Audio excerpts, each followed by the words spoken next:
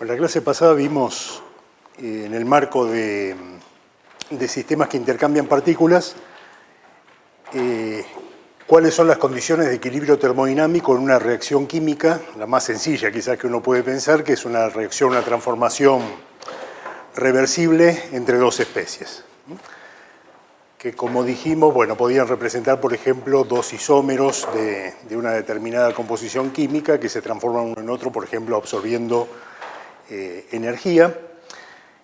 Habíamos admitido también que podían tener diferentes masas, las moléculas de cada lado de la reacción, asociado probablemente a la interacción con una tercera especie que no participa de la reacción que uno está mirando, mejor dicho, que sí participa, pero uno no está teniendo en cuenta. Entonces eso permitía considerar diferentes masas y diferentes energías internas.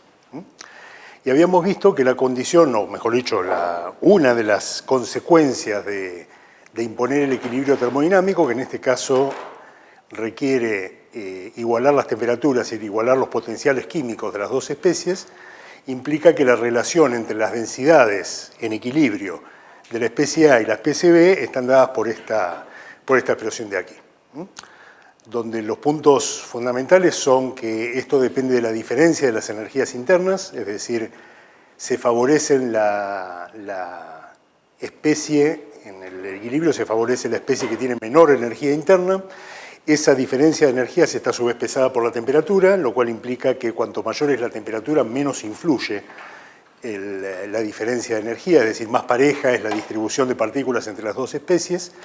Y además aparece una dependencia con la masa, que lo que me dice es que van a ser en el equilibrio, para una dada diferencia de energías internas, van a ser más abundantes las partículas con mayor masa.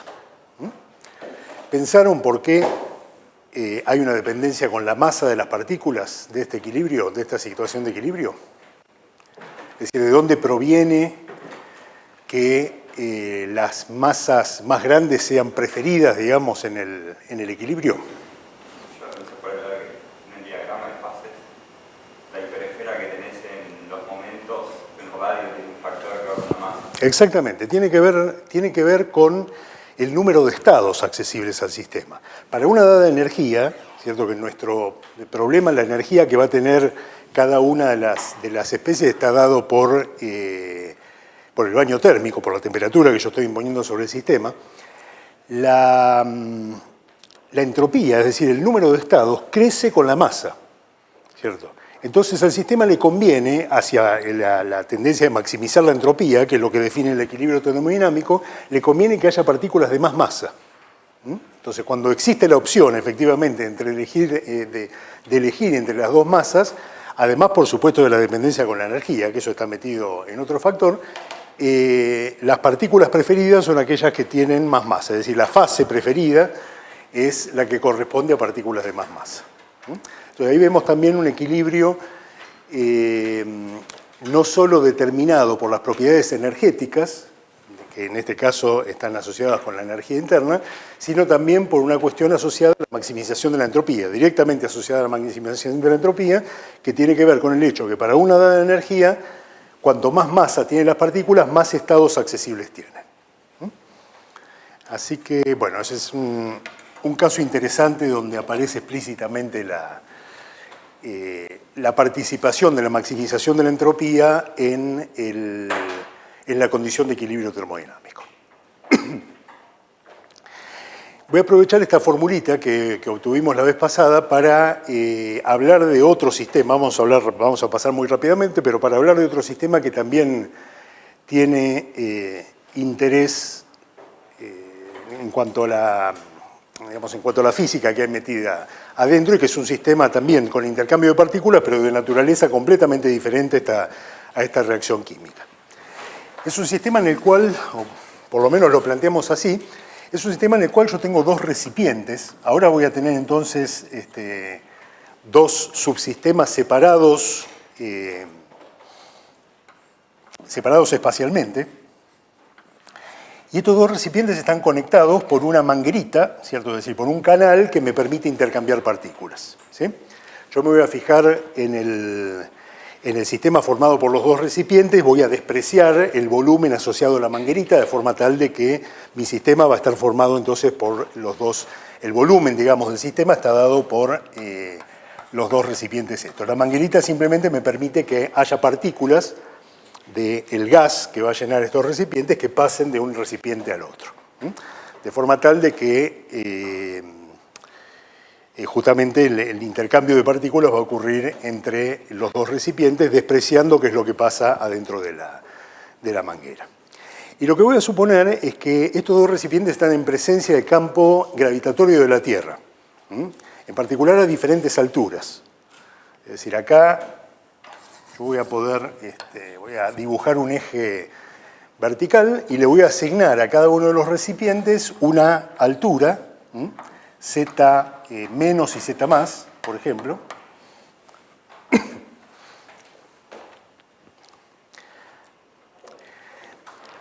Y lo que voy a suponer es que, o mejor dicho, lo que tengo que tener en cuenta entonces es que en presencia del campo magnético, acá tengo entonces la aceleración de la gravedad, en presencia del campo gravitatorio, no del campo magnético, en presencia del campo gravitatorio las partículas en cada uno de los recipientes tienen diferentes energías. Porque ahora la energía cinética asociada al movimiento de la partícula, ¿cierto? Por ser partículas de un gas, se le agrega la energía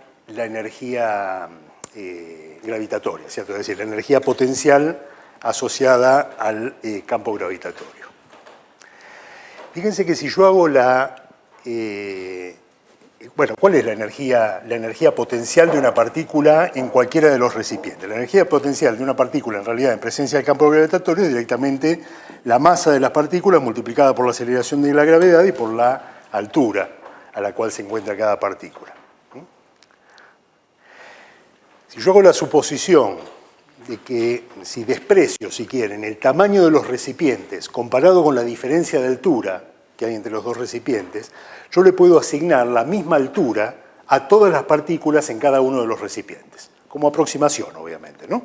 Es decir, puedo decir, todas las partículas de este recipiente tienen la misma energía gravitatoria, m por g por z más, y todas las partículas en el recipiente de abajo tienen energía potencial mg por z menos.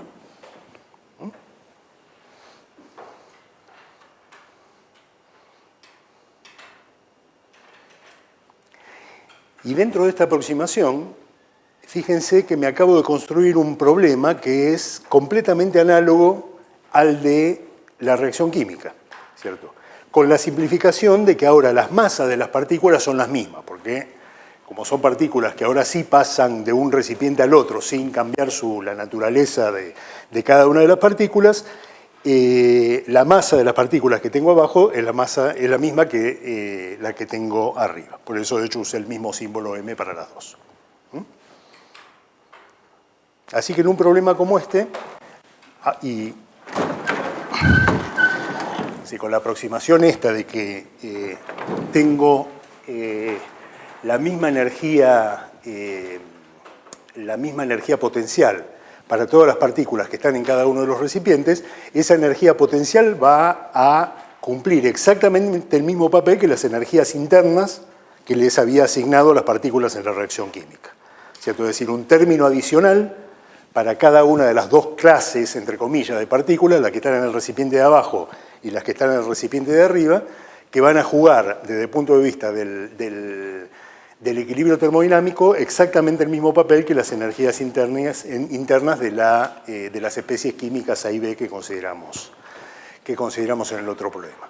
Entonces, utilizando este mismo resultado, puedo inmediatamente escribir cuál va a ser la relación de densidades, el número de partículas, o las densidades, si considero volúmenes iguales para los dos recipientes, que voy a tener en cada uno de las cajitas estas a diferentes alturas. Las masas son iguales, estoy entonces suponiendo que los volúmenes también son iguales. Si los volúmenes no fueran iguales, yo lo que estaría escribiendo allá arriba es la relación entre los números de partículas, ¿cierto? Pero no es necesario que discutamos esa esa opción voy a poner el mismo volumen para los dos recipientes.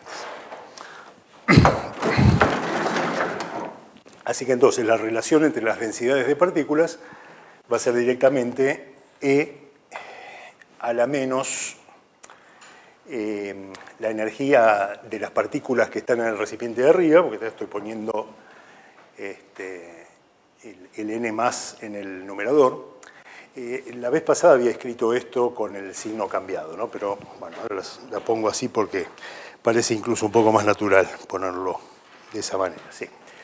Entonces esto sería E a la mg z más menos mg z menos, todo esto con el signo cambiado, dividido k por t.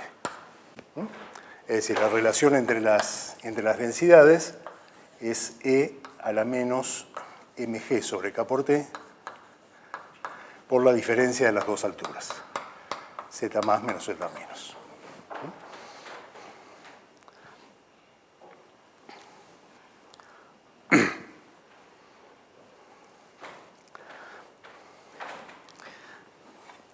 Y lo que me muestra esto, en forma completamente análoga al caso de la reacción química, es que las partículas prefieren estar en el recipiente de abajo, ¿cierto? Porque el recipiente de abajo es el que tiene menos energía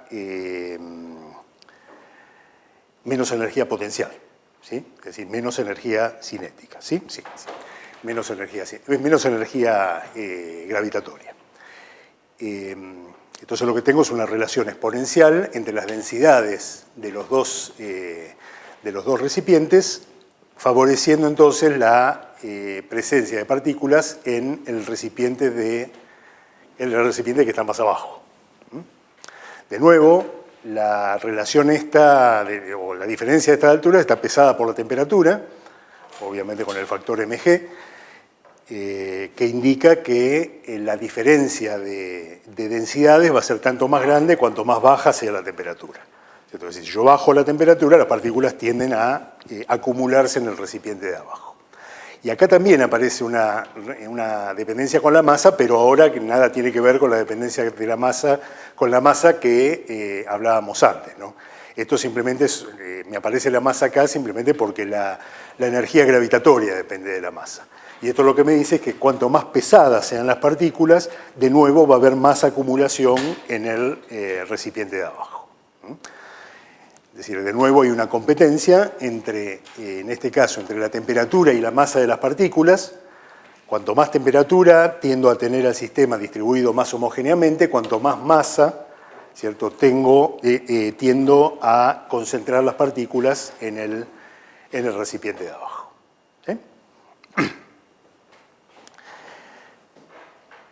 Si uno, digamos, cerrando los ojos,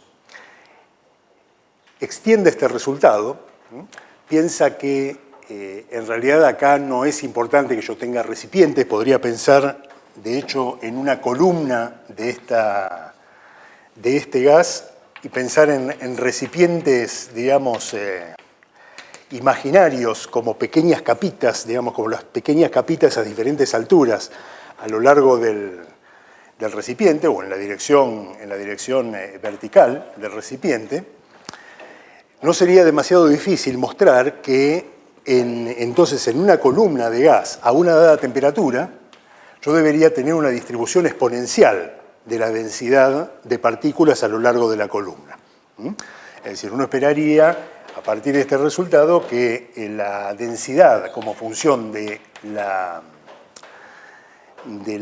altura, ahora sí, si pongo una coordenada z continua a lo largo de este eje, fuera una cosa proporcional a E a la menos mg por z sobre k por t. Es decir, uno debería tener a temperatura constante, uno debería tener una densidad a lo largo de una columna de gas que decrece con la altura. Y eso, por supuesto, en un experimento controlado se puede verificar y efectivamente funciona muy bien. Y si uno estira todavía más la conclusión, podría decir que esto debería ser un modelo para cómo está distribuido el gas, por ejemplo, en la atmósfera terrestre. ¿cierto? Es decir, en la atmósfera terrestre uno sabe que efectivamente tiene una disminución de la densidad a medida que sube en altura, ¿cierto? De ahí que si uno quiere ir a una montaña muy alta tiene que llevarse su propio oxígeno porque arriba no hay suficiente para respirar. Y si las condiciones en la atmósfera fueran similares a las que uno está imponiendo acá, entonces uno debería tener que esa disminución de la densidad es exponencial, ¿cierto? Es decir, la densidad decrece exponencialmente con la altura. Para el caso de la atmósfera, ¿cuáles son los factores que nos dicen que probablemente no sea un modelo terriblemente bueno esto? Si bien por lo menos predice que efectivamente la densidad va a decrecer con la altura. ¿Qué esperamos que pase en la atmósfera que, digamos, amenace la bondad de este modelo? Para empezar, la temperatura no es constante, efectivamente, ¿cierto? Es decir, en la atmósfera se sabe que hay una clara dependencia de la temperatura también con la altura, ¿cierto? ¿Dónde es más caliente la atmósfera, abajo o arriba? Abajo. ¿Y por qué? Si el Sol está arriba. No es siempre así. ¿Que el Sol está siempre arriba? No, es cierto. La noche está abajo, pero ¿por qué la atmósfera está más caliente abajo que arriba? Por lo menos para alturas pequeñas, ¿no? Es decir, si uno se va a alturas realmente grandes, efectivamente la atmósfera empieza a calentarse, ¿cierto? A medida que uno sube y llega a temperaturas muy altas. Pero cerca de la superficie terrestre, efectivamente, la temperatura está más caliente, la atmósfera está más caliente abajo que arriba. ¿Por qué es eso? Exactamente, es la condición de contorno que impone la superficie de la Tierra, ¿cierto? Es decir, la superficie de la Tierra es una fuente de calor de todas maneras absorbido del Sol, pero que permanece en las cercanías de la superficie y calienta la atmósfera desde abajo. Así que, definitivamente, respecto de lo que pasa con los sistemas que estamos considerando nosotros, la atmósfera no puede considerarse en equilibrio termodinámico para empezar porque la temperatura no es constante a lo largo de la atmósfera. A lo largo de la altura, quiero decir, ¿no? de las columnas de gas de la atmósfera. Y otra diferencia fundamental, obviamente, es que también debido a la acción del calentamiento dado por el Sol, el aire en la atmósfera se mueve, ¿cierto? Es decir, ese es otro efecto que hace que claramente la atmósfera está fuera de equilibrio, ¿no? En el equilibrio termodinámico, por lo menos en la formulación usual de la termodinámica, los sistemas están en reposo, macroscópicamente hablando, evidentemente, ¿no? Si bien nosotros sabemos que hay movimiento molecular, la visión a nivel termodinámico, a nivel macroscópico, requiere que los sistemas de partículas estén en reposo. Y claramente en la atmósfera no es el caso, ¿cierto? Es decir, la situación más usual es que en la atmósfera el aire se esté moviendo. ¿Cómo es que después de 4.000 millones de años que existe la atmósfera terrestre todavía no llegó al equilibrio termodinámico? ¿Perdón? Bueno, pero la verdad que la contaminación nuestra, si bien es muy importante y muy indeseable, ha durado bastante menos que 4.000 millones de años, ¿no? ¿Por qué la atmósfera terrestre se mantiene fuera del equilibrio termodinámico después de tanto tiempo que existe la Tierra? A pesar de que, bueno, además de que ha habido, no solo es una cuestión de equilibrio en el sentido dinámico, sino que también ha cambiado mucho en cuanto a su composición química, ¿no? En realidad le podemos hacer la pregunta más en general, ¿no? Es decir, ¿cómo es que todo el mundo alrededor nuestro, todas las esferas, digamos, de la Tierra, no solo la atmósfera, sino también la hidrósfera, la biosfera, la litósfera, ¿cómo se mantienen fuera del equilibrio termodinámico? ¿Por qué después de tanto tiempo que existen no llegaron al equilibrio termodinámico? ¿Perdón? No, un sistema caótico puede llegar al equilibrio termodinámico sin problema, ¿no? Es decir, de hecho, el caos favorece la tendencia a la situación desordenada, digamos, que está implícita en el equilibrio termodinámico. ¿Qué es lo que mantiene a la Tierra fuera del equilibrio termodinámico? El Sol, ¿sí? Exactamente. Es decir, es el Sol el que hace un influjo sobre la Tierra que la mantiene constantemente fuera del equilibrio termodinámico, constantemente, mientras el Sol dure, obviamente. El Sol implica, respecto de la Tierra como sistema que podría llegar al equilibrio termodinámico, un agente externo, que es una fuerza, digamos, una fuerza entendida en sentido generalizado, un agente entonces que actúa sobre todas las variables físicas que están involucradas en todos los sistemas que hay en la Tierra, como le digo, no solo los sistemas puramente físicos, sino también los sistemas biológicos, ¿cierto? Y todos los elementos, digamos, que componen a nuestro planeta, que para empezar lo que hace es entregar una cantidad enorme de energía, ¿cierto? Y eso es más que suficiente, es combustible más que suficiente para mantener en funcionamiento un montón de mecanismos que nada tienen que ver con los mecanismos que me llevarían al equilibrio termodinámico, ¿cierto? Hay un montón de mecanismos que lo que hacen en particular tienen la capacidad de generar estructuras, ¿cierto? Y eso es justamente lo contrario a llevar un sistema a su estado de equilibrio termodinámico. Es decir, cuando miles de millones de átomos se ponen de acuerdo para formar una flor o un pajarito, ¿cierto? Por mencionar cosas románticas, pero también podría ser para generar un huracán, hay en juego una cierta cantidad de mecanismos, ¿cierto? Una cierta clase de mecanismos que tienen la capacidad de generar estructuras, es decir, de organizarlos a esos átomos para generar objetos que en realidad alejan al sistema del equilibrio termodinámico. Pues son estructuras ordenadas, son estructuras organizadas, las cuales esos átomos esos átomos, moléculas y todas las entidades que formen, están cada vez más organizadas, ¿cierto?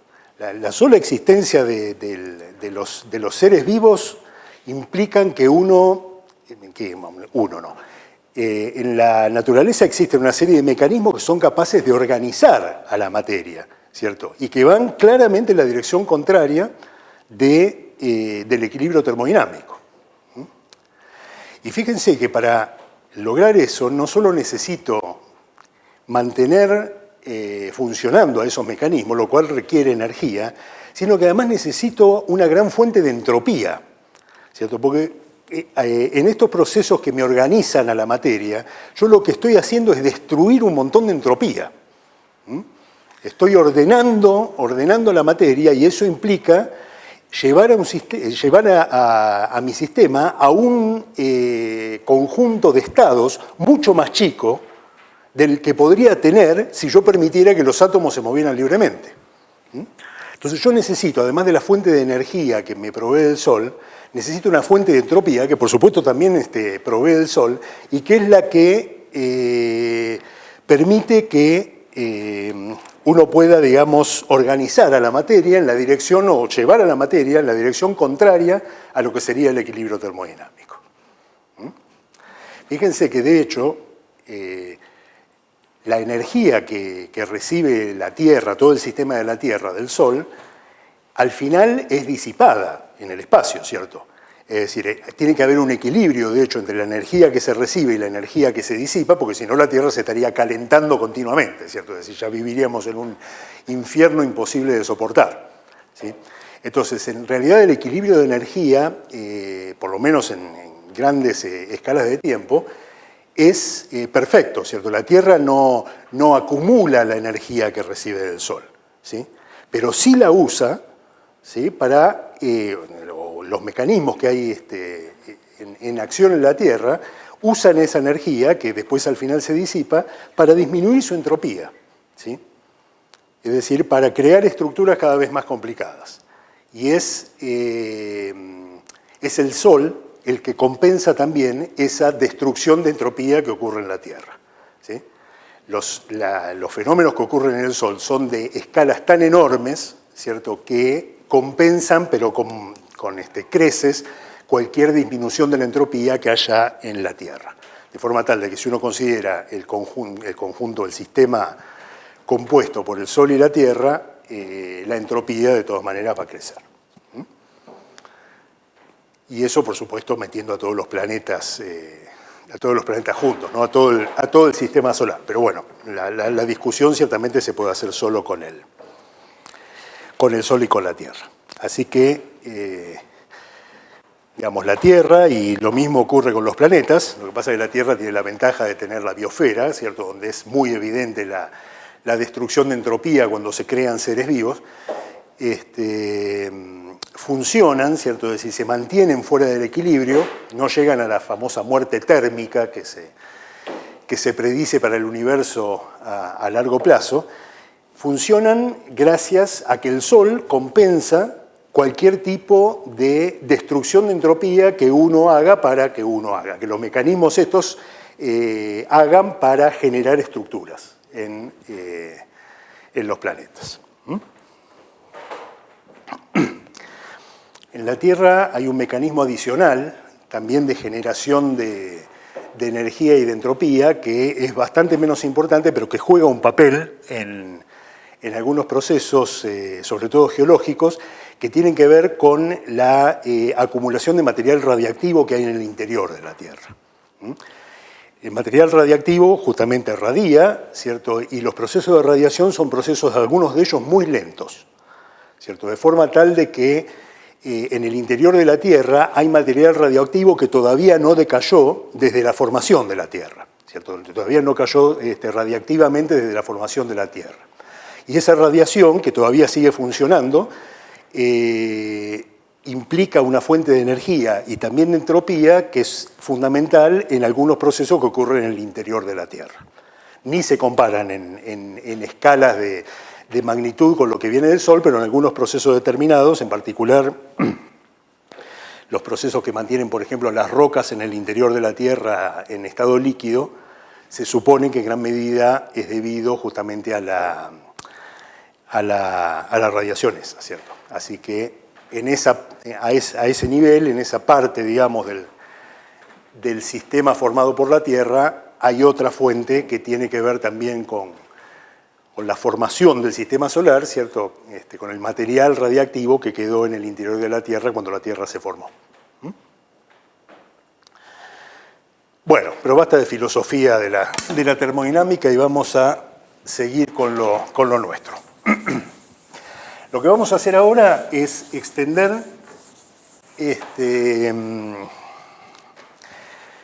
la idea de, que es algo que ya anunciamos que vamos a hacer, vamos a extender la idea de baño térmico, ¿cierto? Es decir, un sistema muy grande con el cual el sistema que yo estoy mirando interactúa a través del intercambio, en el caso que ya vimos de energía, lo vamos a extender al intercambio de partículas. Es decir, lo que yo voy a hacer es volver a considerar, como hace un par de clases, o la clase pasada, un sistema aislado, en el cual ahora me fijo en la energía total y el número total de partículas, y voy a dividir a este sistema en dos subsistemas, 1 y 2, cada uno con su energía y su número de partículas.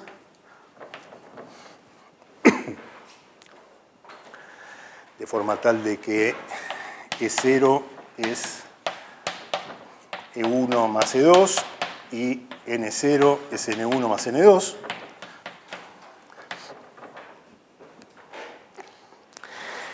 Y al igual de lo que hicimos con el caso de intercambio de energía, me voy a preguntar cuál es la probabilidad de observar al sistema 1, por ejemplo, en uno determinado de sus estados, caracterizado por su energía y su número de partículas. Es decir, voy a preguntarme cuál es la probabilidad de ver a un estado determinado del sistema 1, es una pregunta que hago entonces sobre los estados del sistema 1,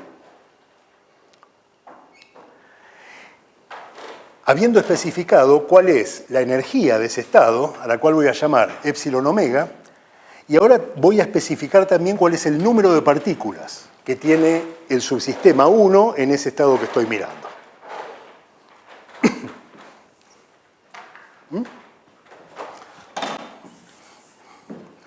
Entonces, los datos que voy a tener, además de los totales de energía y número de partículas, es la energía del estado que estoy mirando y el número de partículas del estado que estoy mirando. Es decir, supongamos que estoy suponiendo que hay un mecanismo que me permite intercambiar energía entre el sistema 1 y el sistema 2 y partículas entre el sistema 1 y el sistema 2, con, sin embargo, las condiciones que hemos impuesto respecto de factorización de los números de estado de los cuales ya hablamos. ¿Cómo calculábamos esa probabilidad? Yo lo que estoy preguntándome es la probabilidad de observar un estado específico, es decir, hacer una observación de mi sistema completo y encontrar que el sistema 1 está en un estado específico que es el que denoto con la letra omega. Lo que habíamos dicho es que esa probabilidad va a estar dada esencialmente va a ser proporcional al número de estados del subsistema 2 compatibles con la energía y el número de partículas ahora que le estoy asignando al sistema 1 en el estado específico que estoy mirando. De hecho, esta probabilidad, pensada como los casos posibles, sobre los casos favorables sobre los casos posibles, sería el número de estados en el cual puede estar el sistema 2 compatible con estos valores de la energía y el número de partículas del sistema 1, dividido el número total de estados en que puede estar el sistema completo con estos valores de la energía y del número de partículas. Es decir, este objeto, que va a terminar siendo, ya lo voy a escribir, función de la energía y el número de partículas del estado específico que estoy mirando, lo puedo escribir como el número de estados del sistema 2 con energía dada por la energía total del sistema conjunto menos la energía del sistema 1, lo mismo para los números de partículas, y esto dividido el número total de estados que tiene mi sistema compatible con la energía total y el número total de partículas que estoy suponiendo que tengo.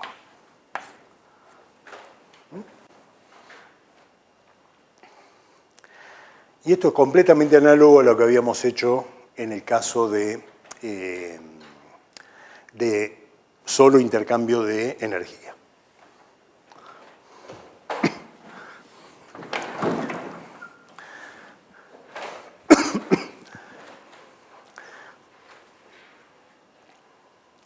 Bueno, lo que voy a hacer ahora también es completamente análogo a lo que hicimos aquella vez. Es decir, lo que voy a hacer es un desarrollo que me va a permitir encontrar una expresión aproximada para esta probabilidad, suponiendo que la energía del estado que estoy mirando y el número de partículas del estado que estoy mirando ahora son muy pequeños comparado con las energías totales. Es decir, estoy de nuevo suponiendo que tengo un límite en el cual el sistema 1 es muy pequeño comparado con el sistema total y por lo tanto muy pequeño comparado con el sistema 2. En el sentido, como ya habíamos discutido, una forma de realizar, digamos, esa diferencia de tamaños tiene que ver, y es la cosa típica en la cual uno está pensando cuando hace este razonamiento, tiene que ver con que este sistema 1 tiene mucho menos grados de libertad que el sistema 2. Entonces, para hacer eso, actuamos igual que la vez pasada, vamos a hacer el logaritmo, vamos a calcular el logaritmo de la probabilidad de esta, que es simplemente la diferencia de los logaritmos aquellos. Escribo primero el logaritmo del denominador, que de hecho no lo voy a tratar, y después me queda entonces el logaritmo de omega 2 E0 menos epsilon omega menos N0 menos N omega. No menos, sino coma.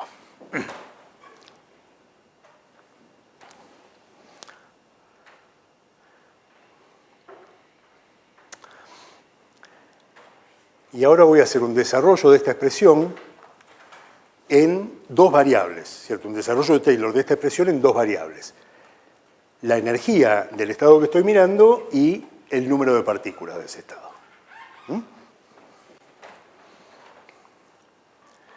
Voy a hacer el desarrollo a primer orden, así que no me tengo que preocupar por términos cruzados en el desarrollo de Taylor ni nada. El desarrollo de primer orden en Taylor es muy sencillo, ¿cierto? Es decir, voy a tener un término que viene de hacer el desarrollo respecto de la primera variable y otro término que viene de hacer el desarrollo en la segunda variable. Es decir, esto a primer orden en las cantidades esas, lo que me va a dar es menos el logaritmo de omega 0 de 0 en E0,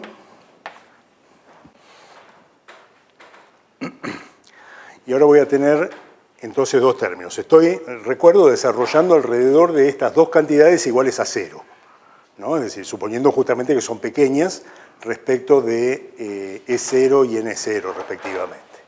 Entonces lo que voy a tener es menos epsilon omega, primer término, ¿cierto? Es decir, la derivada respecto de la primera variable, menos epsilon omega, la derivada respecto de E sub 2. Con E sub 2 denoto la primera variable de omega 2, del logaritmo de omega 2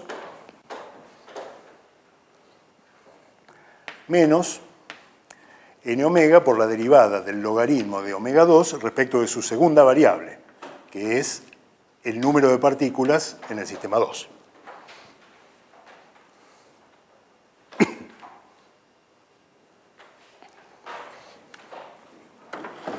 Bueno, y haciendo las mismas asociaciones que ya hemos hecho muchas veces, esta derivada del logaritmo de omega 2 respecto de la energía de ese sistema es, salvo por un factor k, la temperatura del sistema 2. ¿Sí? Y ahora se me agrega este objeto, la derivada, salvo de nuevo por un factor k, de lo que sería la entropía del sistema 2 respecto del número de partículas del sistema 2. Que eso me da el potencial químico dividido por la temperatura del segundo sistema. Es decir, esta cantidad es 1 sobre la temperatura del sistema 2 y esta cantidad, por definición, ¿cierto?, es menos mu sub 2, el potencial químico del sistema 2, dividido T sub 2. Por definición termodinámica, ¿no? Es decir, estoy haciendo la asociación de estas cantidades, en particular de la entropía de Shannon, que tengo acá si multiplicara, perdón, acá me estoy olvidando justamente de la K, ¿cierto?, que le falta al logaritmo de omega para hacer la entropía. Estaba diciendo que esta relación es cierta si uno hace efectivamente la asociación de K por el logaritmo de omega 2 con la entropía termodinámica del sistema.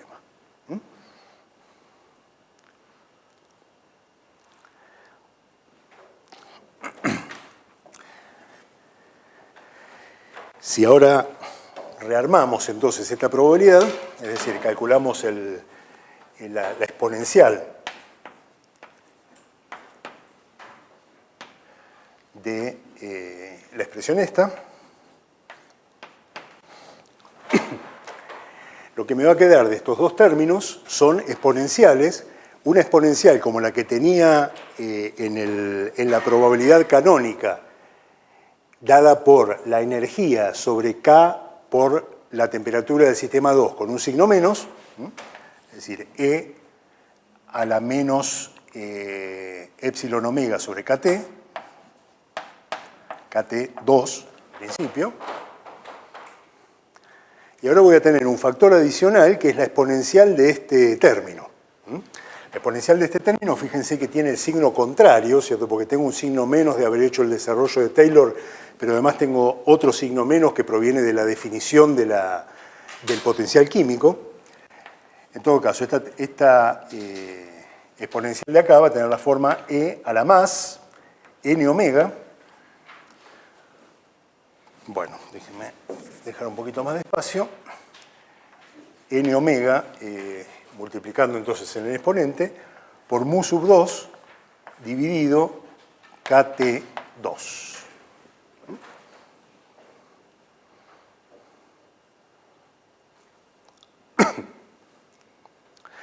Perdón, acá en el desarrollo me faltan dos términos más, ¿no? Es decir, los términos de orden 0. Yo escribí solamente los términos de orden 1. Escribámoslos acá. En realidad me falta un término más, que es el de orden 0, sería el logaritmo de omega 2 n0 n0. ¿Sí?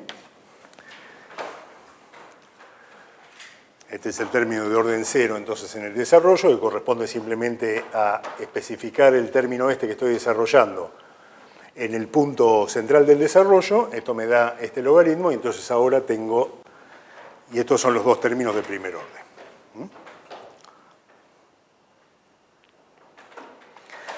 Todo este objeto que está acá va a cumplir exactamente el mismo papel que cumplía en el caso canónico, que implica que yo voy a tener una constante adelante de estas exponenciales, que lo que va a hacer es garantizarme la normalización de esta probabilidad. ¿Sí? Ya la voy a escribir como 1 sobre una z diferente de la anterior, porque va a tener una forma diferente de la anterior, que por ahora la pienso como función de la energía total y del número total de partículas.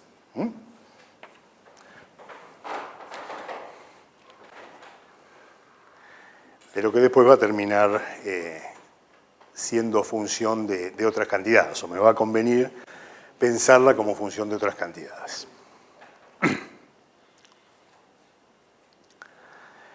En todo caso, el punto clave acá es darse cuenta que yo estoy simplemente con este desarrollo, en el cual ahora introduzco la posibilidad de que los dos sistemas, los dos subsistemas que estoy considerando intercambien partículas. Yo lo que estoy generando, digamos, haciendo este límite en el cual epsilon omega y n omega son muy pequeños comparados con las correspondientes cantidades totales, es generalizando la noción de baño térmico a la interacción de mi sistema con un baño con el cual intercambia no solo energía, sino que también intercambia partículas. ¿Sí? Y la interpretación que vamos a hacer de esta probabilidad es completamente análoga a la que hicimos en el caso canónico. Es decir, yo voy a interpretar esto como la probabilidad a la cual, la probabilidad asignada a un estado para un sistema donde el estado ahora está caracterizado no solo por la energía, sino también por el número de partículas. ¿Sí? Y esas energías y número de partículas pueden variar debido justamente al intercambio que hace el sistema que estoy mirando con un baño, que ahora es de energías y de partículas, y que lo que hace es fijarme, a través del intercambio de energías, la temperatura, y a través del intercambio de partículas, y junto con la temperatura, el potencial químico. Es decir, ahora tengo que imaginarme una entidad, que es ese baño con el cual está en contacto mi sistema, que es capaz de fijarle la temperatura y fijarle el potencial químico.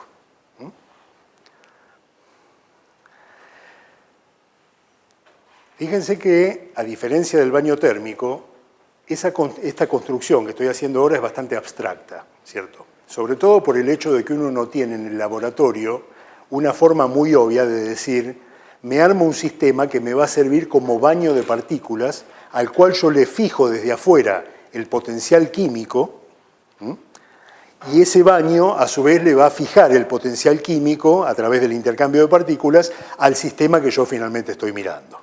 ¿Sí? Es decir, queda bastante claro cómo uno se construye un baño térmico, pero un baño térmico y de partículas al cual uno le puede controlar de alguna manera el potencial químico, es un objeto conceptualmente bastante más escabroso, ¿cierto?, que el de baño térmico puramente dicho. Yo lo estoy haciendo acá, es decir, uno hace esta construcción porque le interesa lo que ya venimos adelantando a hacer, y es considerar, dado un determinado sistema, considerar una pequeña parte del sistema, con la cual el sistema total intercambia partículas, como efectivamente el sistema en el cual voy a prestar atención, en lo que va a ser mi sistema bajo estudio. ¿Sí? Entonces, admitamos que esta construcción, pensar en un baño en el cual yo puedo controlar la temperatura y el potencial químico, que me va a servir a su vez para controlar, para fijar la temperatura y potencial químico de un sistema en contacto con el baño, es una construcción medio artificiosa, ¿cierto? Pero que bueno, me va a servir para lo que voy a hacer, dentro de poco, como ya vamos a ver. Esto yo lo voy a escribir, entonces, dado este resultado, lo voy a reescribir. Lo voy a reescribir de varias maneras en realidad, pero empecemos por la primera que voy a usar. Lo primero que voy a hacer, por supuesto, es olvidarme del subíndice 2, ¿cierto? Es decir, ahora voy a hablar de la temperatura y del potencial químico impuesto por el baño directamente como T y mu. Entonces tengo que la probabilidad de un estado con energía dada y número de partículas dado va a tener la forma E a la menos beta, epsilon omega menos mu por n omega, donde beta sigue siendo 1 sobre k por t. Y esto entonces dividido este objeto que va a ser va a cumplir el papel de la función de partición en el sentido de que va a ser el objeto que voy a utilizar para asegurarme de que las probabilidades estén normalizadas. Ahora lo voy a escribir más explícitamente.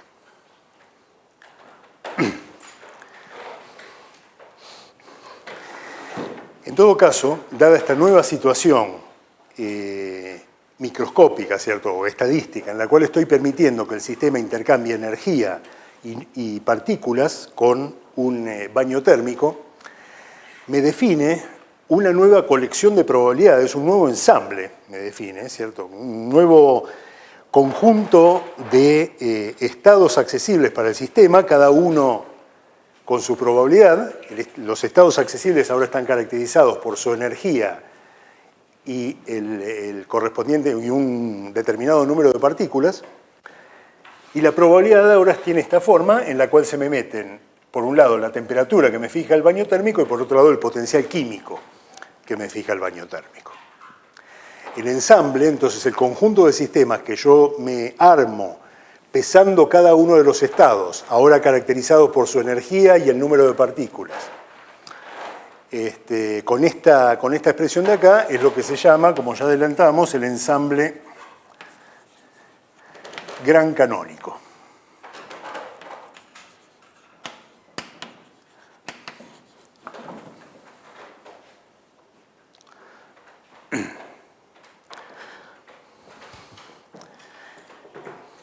Es el ensamble entonces que representa, o que puede ser representado en realidad, puede ser realizado, por lo menos conceptualmente, como el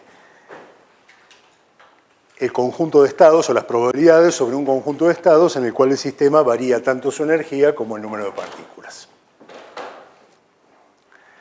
La cantidad de esta que estoy utilizando para normalizar la probabilidad, o que voy a utilizar para normalizar la propiedad, es lo que voy a llamar la función de partición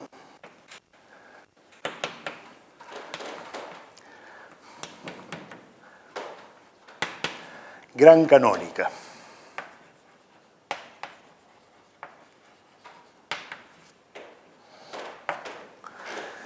O a veces también la gran función de partición.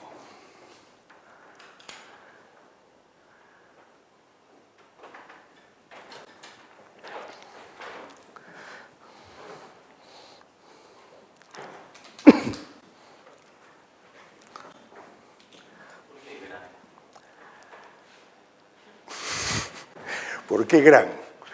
¿Te parece que la dibujé muy chiquita? Lo puedo hacer más grande, digamos. No, obviamente es un nombre, ¿no? No es más que eso. De hecho, lo de gran proviene del nombre que se le da en inglés, ¿cierto?, que es grand, ¿no? En inglés la van a encontrar, en los libros en inglés la van a encontrar como The Grand Canonical Partition Function, o como sea, ¿cierto? Y este grande acá, bueno, uno para simplificar lo traduce como la palabra gran en castellano, ¿cierto? Ahora no sé si la traducción más feliz de la idea que se trató de transmitir cuando uno le puso el grand, que más que, uno quizás debería decir la función de partición grandiosa, más que gran, ¿cierto? Pero ya sería demasiado, me parece. ¿Perdón? Claro, exactamente, es algo que supera, es algo que va más allá, digamos, efectivamente, es una ultra función de partición. Pero bueno, quedémonos con este nombre un poquito más modesto y además un poquito más práctico cuando uno habla.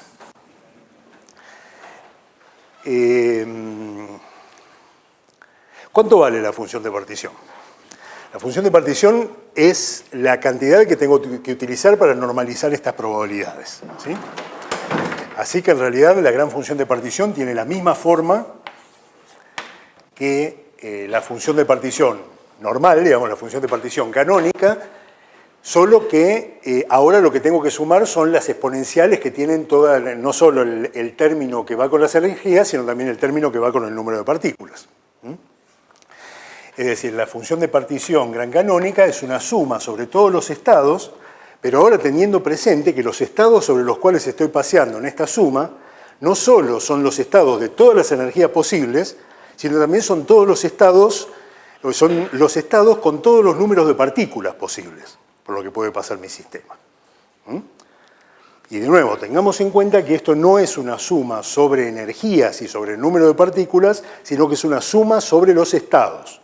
Yo tengo que tener en cuenta todos los posibles estados de mi sistema, solo que ahora, además de variar la energía de estado en estado en general, varía también el número de partículas de estado en estado.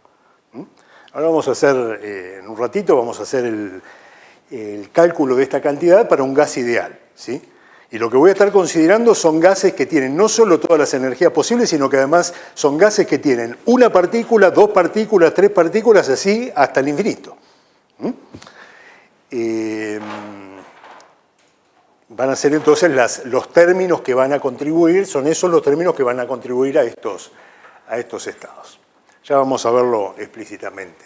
En todo caso, para el caso del gas ideal, ¿no? Lo vamos a ver explícitamente. En todo caso, en general, la función de partición gran canónica va a ser una suma sobre todos los estados de E a la menos beta por la energía de cada estado menos mu por el número que corresponde al estado sobre el cual estoy sumando.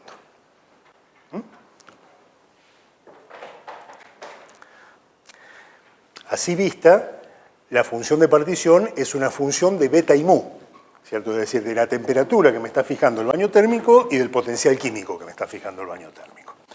Así que eso escribámoslo así explícitamente. La función de partición gran canónica la puedo pensar como una función de beta y de mu, es decir, de la temperatura y del potencial químico.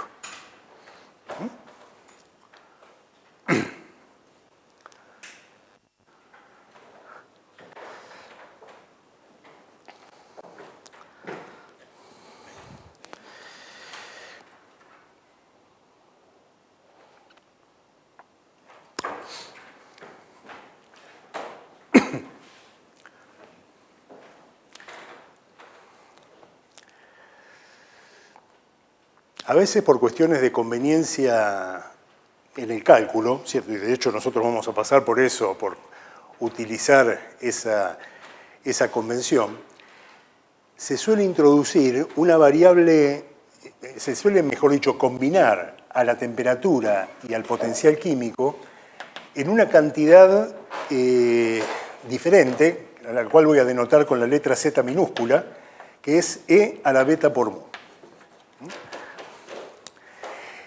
Esta es una cantidad que en diferentes contextos tiene diferentes nombres. Se la suele llamar la actividad,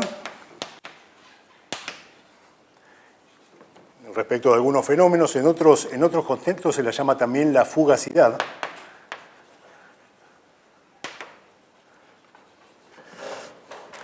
Así que nosotros eventualmente usaremos alguno de esos dos nombres para nombrarla. en términos de esta cantidad, lo que uno hace es utilizar esta cantidad para reemplazar como variable de la gran función de partición al potencial químico, ¿sí? Es decir, yo lo que voy a hacer es escribir la función de partición, la gran función de partición, como función de la temperatura a través de beta, y voy a reemplazar la dependencia en mu por una dependencia en la fugacidad. En ese caso, lo único que tengo que hacer, dada esa expresión general, lo único que tengo que hacer es reescribir esto como z de beta y la actividad o fugacidad, z minúscula, como una suma sobre omega. Fíjense que acá tengo z como e a la beta por mu, multiplicado por n omega, y eso es z a la n omega. Y esto multiplicado por e a la menos beta epsilon omega. Es otra forma de escribirlo, uno no tiene que tiene que tratar cuidadosamente, digamos, el cambio de variables de aquí a aquí, pero bueno, ya vamos a ver cómo funciona, no es complicado. Así que estas son dos formas de escribir la gran función de partición en términos de esta de las cantidades naturales que me fija el baño térmico, la temperatura y el potencial, el baño térmico y de partículas, la temperatura y el potencial químico, y esto en función de esta nueva variable z, que ya les digo tiene esencialmente una utilidad en algunos de los cálculos, una cierta utilidad en algunos de los cálculos.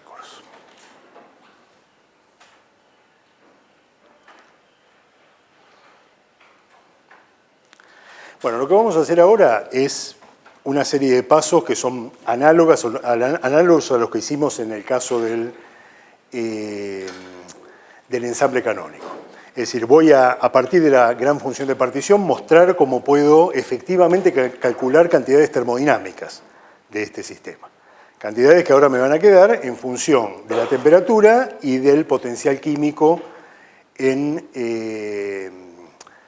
fijados por el baño térmico y de partículas. Como decía recién, uno puede no estar acostumbrado típicamente no lo está, a trabajar, a pensar en el potencial químico como una cantidad que está fijada desde afuera del sistema, porque en general, experimentalmente, empíricamente, uno nunca hace eso. Pero bueno, vamos a ver entonces cómo tenemos que pensar en las cantidades termodinámicas que vamos obteniendo para efectivamente interpretar los resultados en manera que resulte intuitiva por lo menos para los conocimientos previos que tenemos.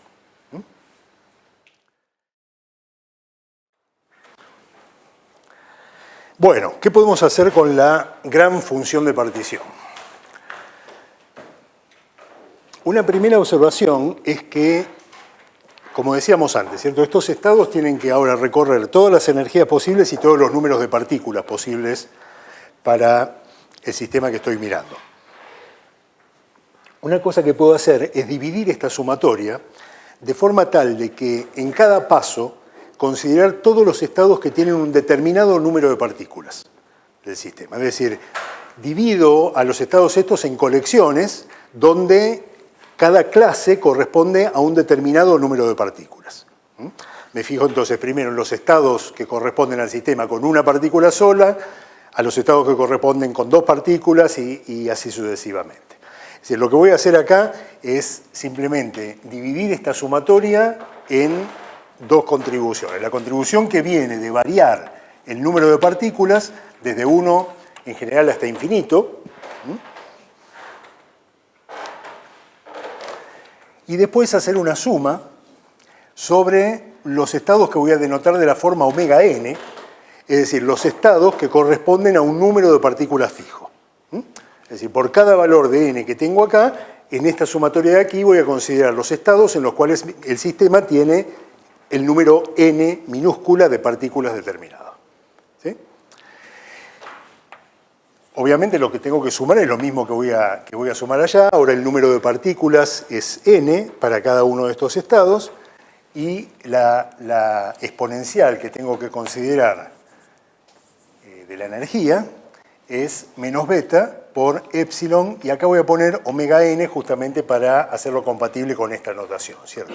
Es decir, esta es la energía del estado omega n, donde omega n es uno de los estados de n partículas por los que paso cuando hago esta sumatoria. El factor la actividad elevada a la potencia n, es un factor que puedo sacar de esta sumatoria de acá porque es el mismo para todos los estados que están metidos en esta sumatoria. En esta sumatoria estoy metiendo todos los estados que tienen un determinado número de partículas n. Entonces, este número, este factor, es el mismo para todos los estados que tienen ese número de partículas. Y por lo tanto puedo sacarlo de la sumatoria sobre omega n. Esto es entonces la suma desde n igual 1 hasta infinito de z a la n por la suma sobre los estados que corresponden a un determinado número de partículas de e a la menos beta epsilon omega n.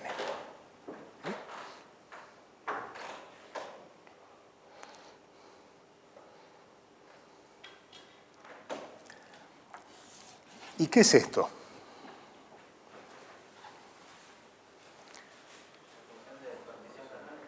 La función de partición canónica, efectivamente. Esto es una suma sobre los estados que tienen un determinado número de partículas de la exponencial de menos beta por la energía de esos estados.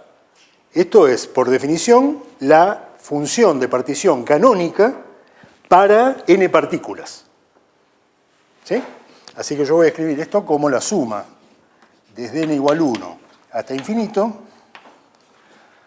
de z a la n por esta z, ahora, sub n, función de beta.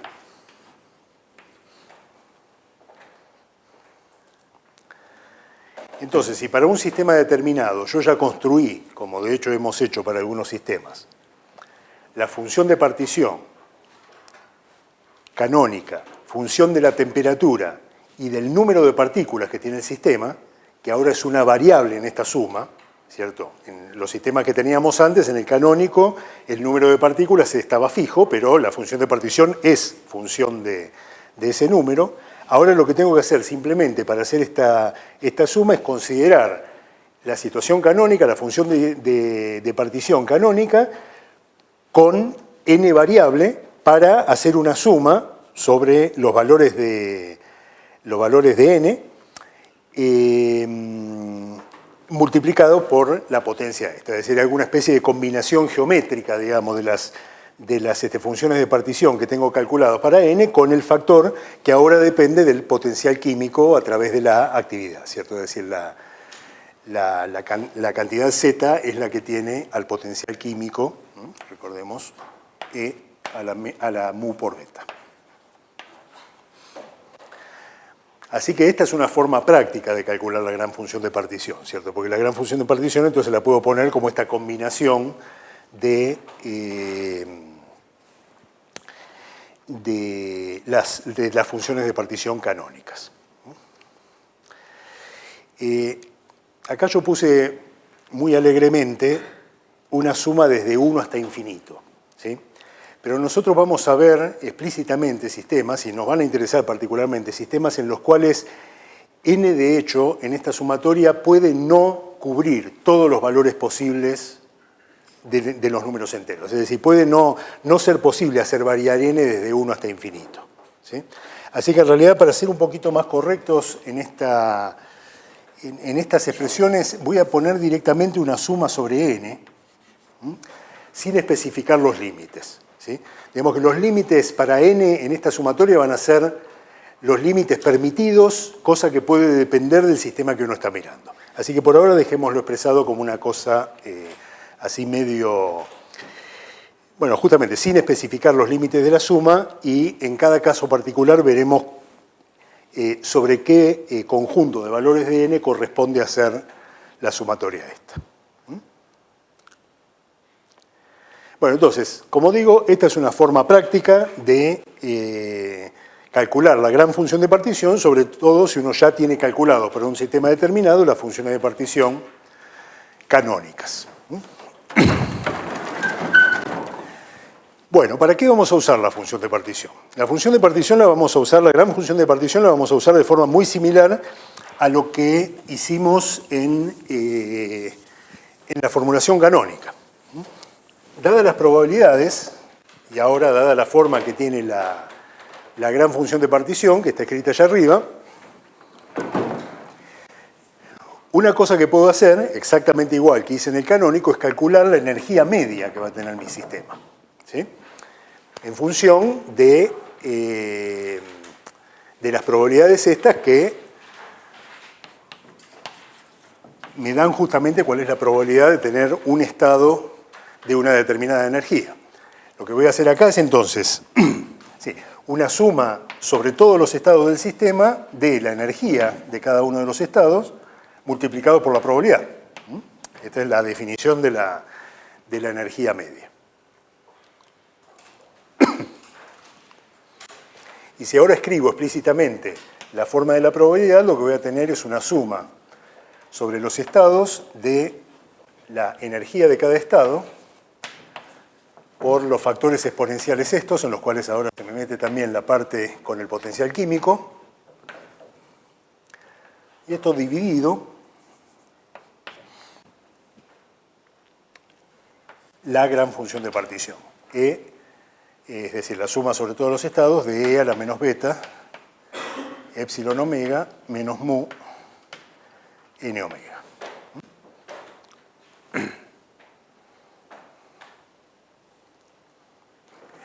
Lo que puedo hacer ahora es, igual que hice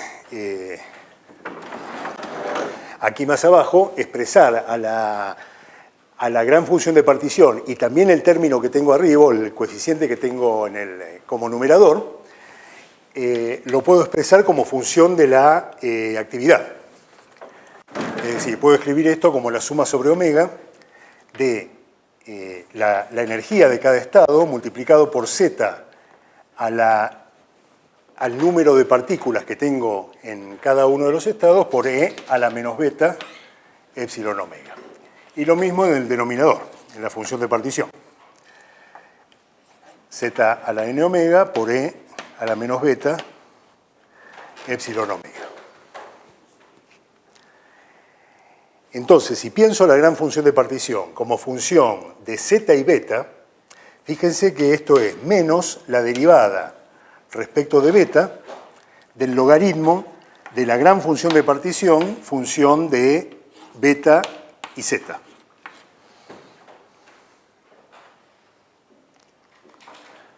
Por la misma razón que lo que hacíamos en el canónico, ¿cierto? Es decir, si yo tomo ahora la gran función de partición, pensada como función de beta y z, ¿sí? Y la derivo respecto de beta, lo que va a ocurrir es que me va a bajar en esta sumatoria un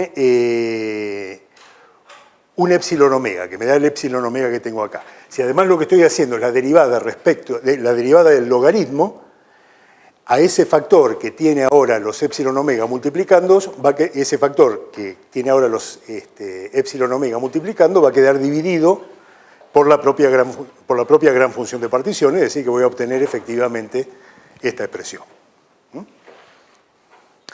Así que la energía la puedo calcular, al igual que hacía en el caso de la función de partición canónica, como menos la derivada respecto de beta de la gran función de partición pensada como función de beta y z.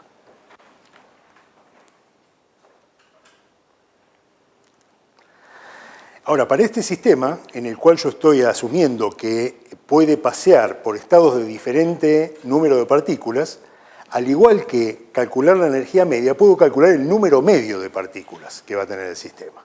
¿Sí? Es decir, ahora el sistema va, además de pasear por estados con diferentes energías, pasea por estados con diferente número de partículas. Entonces ahora el número de partículas, en vez de ser una cantidad fija como era en la formulación canónica o en la microcanónica, pasa a ser una cantidad variable.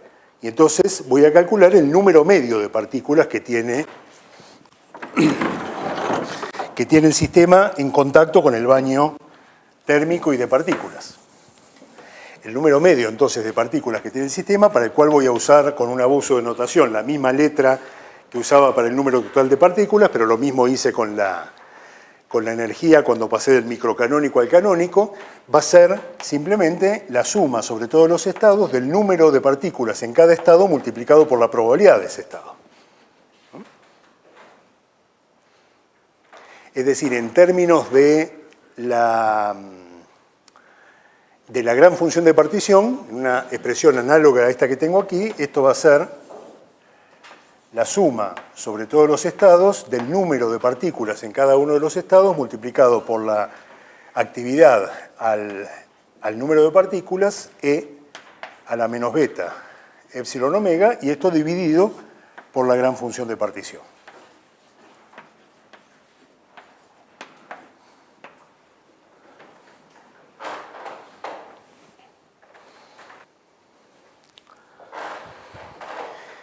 Y ahora, ¿cómo hago? Para manipulando la función de partición, la gran función de partición,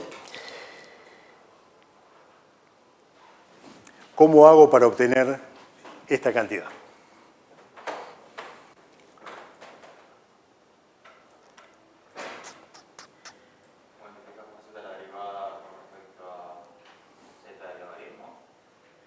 Multiplicar por z la derivada respecto de z del logaritmo.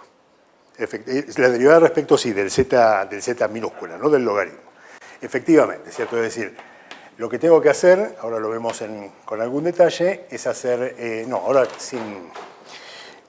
sin necesidad de poner el signo menos, hago z y derivo respecto de z el logaritmo de la gran función de partición, función de beta y z.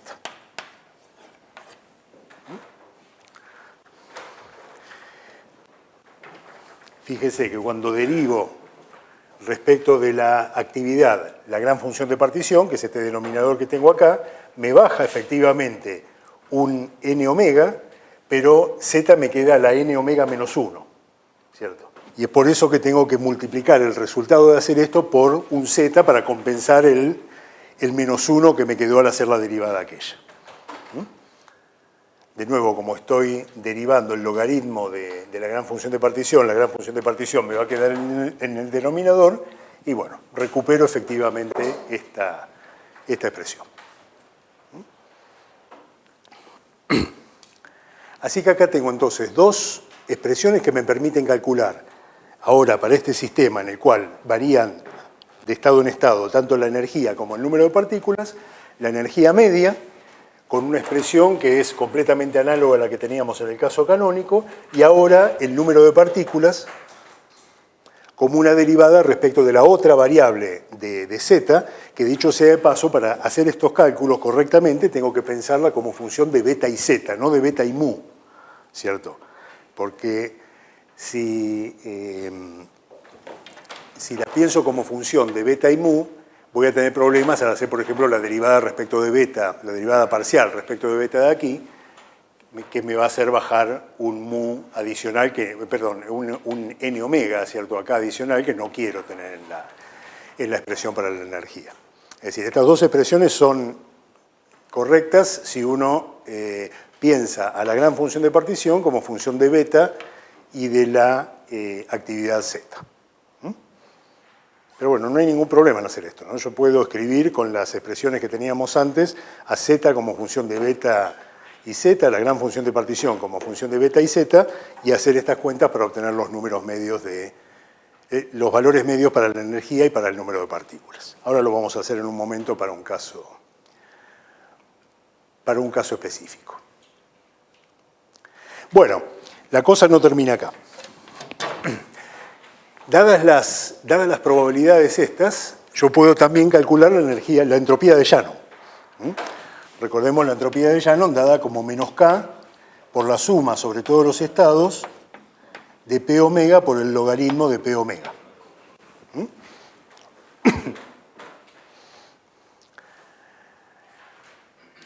Si meto entonces el P omega que tengo allá arriba en la sumatoria esta, no voy a hacer la cuenta explícitamente, pues es un poco pesada, pero si quieren ustedes pueden confirmarlo. Llego a la siguiente expresión. reacomodando un poco el resultado, ¿no? Menos K por T por el logaritmo de la gran función de partición es igual a la energía media menos la temperatura por la entropía menos mu por n.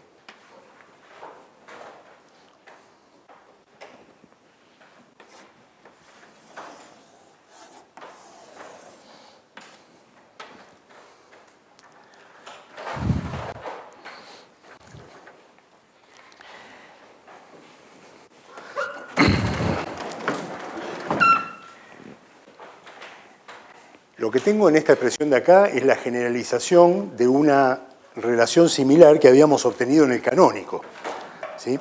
Que era que en el canónico, pongamos aquí, lo que habíamos obtenido es que E menos T por S era menos K por T por el logaritmo de la función de partición canónica. Ahora resulta que menos K por T por el logaritmo de la gran función de partición me da E menos T por S, pero me aparece este término adicional. ¿Sí? ¿Quién es este término adicional? ¿Se acuerdan de eso, termodinámicamente hablando? Es la energía libre de Gibbs. ¿Sí?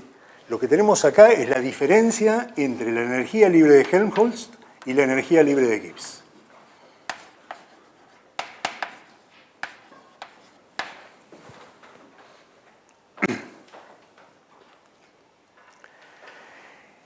La diferencia esta me define una nueva energía libre, ¿sí? Que típicamente uno no considera en el caso de la termodinámica, ¿cierto? A menos que justamente esté tratando con sistemas que intercambian partículas. No sé si ustedes lo vieron o no lo vieron en el curso de termodinámica pero esto me define entonces una nueva herramienta de tipo energía libre dentro de las colecciones de las energías libres, que es lo que se llama la energía libre,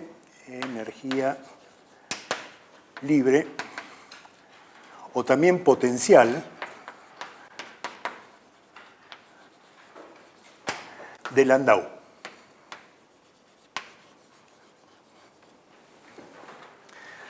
O a veces también se lo llama potencial gran canónico.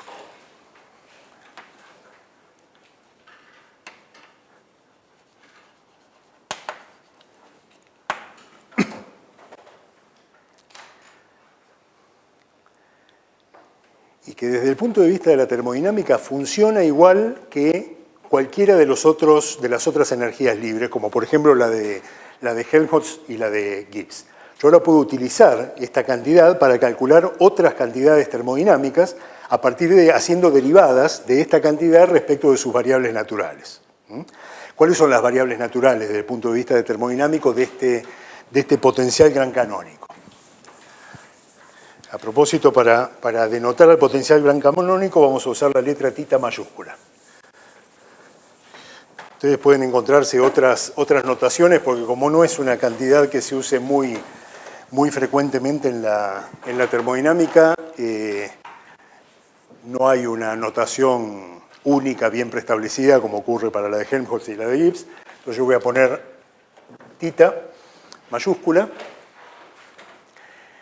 Las variables naturales de tita mayúscula, en fin, no es tan difícil imaginárselo por el procedimiento que uno hizo, son la temperatura, que provienen de haber, digamos, dejado de lado como variable termodinámica la energía y hacer el cambio del microcanónico al canónico. Justamente lo que uno hace es introducir la temperatura. Ahora el potencial químico también. En vez del número de partículas, la variable a la cual estoy yendo al pasar a este potencial de Landau es el potencial químico, la variable que estoy controlando desde afuera, justamente a través del intercambio de partículas con el baño de partículas. Y la que me queda por ahora sin cambiar es el volumen de las variables que tenía originalmente cuando calculé la entropía en el microcanónico. Y entonces este objeto es menos K por T por el logaritmo de la gran función de partición, que bueno, los cálculos que hice antes, yo lo tengo expresado como función de beta y zeta, son los que me van a determinar los valores de t y mu que tengo de este lado, y el volumen, que es un parámetro que, bueno, dependerá del sistema que estoy viendo si aparece o no aparece efectivamente ese parámetro, pero en la formulación digamos, tradicional de la termodinámica uno piensa entonces en este potencial de Landau como función de estas tres variables. Y como decía recién, al igual que ocurre con la energía libre de Helmholtz y la energía libre de Gibbs, yo puedo utilizar el potencial de Landau para calcular otras cantidades termodinámicas haciendo derivadas del potencial de Landau con respecto de sus variables. Las relaciones que me permiten calcular entonces esas cantidades adicionales son: la entropía está dada como menos la derivada del potencial de Landau respecto de la temperatura, esto a mu y b constante. El número de partículas, el número medio de partículas, está dado como menos la derivada de θ respecto de mu, a t y b constante. Y la presión es menos la derivada de θ respecto de b, a t y mu constantes.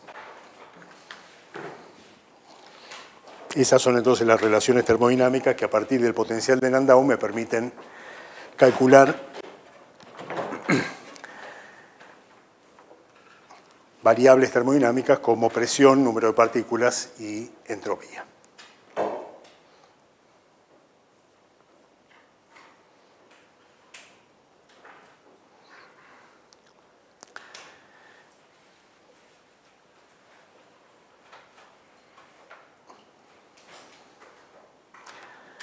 Bueno, acá el plan es completamente análogo al que teníamos en el caso canónico, ¿cierto? Es decir, yo ahora, admitiendo que mi sistema intercambia no solo energía, sino también partículas, con el baño térmico y de partículas,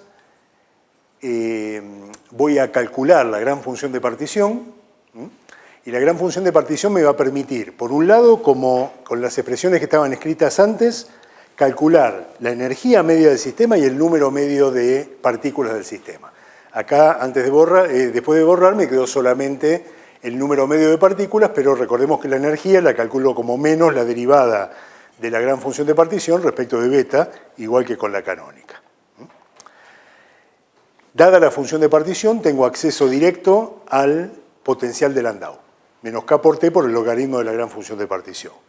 Y aquí tengo las expresiones que a partir del potencial de Landau, son expresiones de origen termodinámico, ¿cierto? Estas que tengo aquí, me permiten a partir del potencial de Landau calcular otras cantidades. En particular, acá tengo otra manera de calcular el número medio de partículas, ¿cierto? Si calculo de la derivada del potencial de Landau respecto de mu, tengo entonces la forma de calcular otras cantidades termodinámicas asociadas al sistema para el cual calculé la gran función de partición. ¿Está bien? Hagamos un ejemplo de funcionamiento de esto. Voy a hacer estas cuentas para un gas ideal. Para un gas ideal tenemos la función de partición canónica, es algo que hicimos hace 2 clases. La tenemos justamente como función del número de partículas. Entonces veamos cómo funciona esto para el gas ideal. Para el cual, entonces, como decía, sé cuál es la función de partición canónica.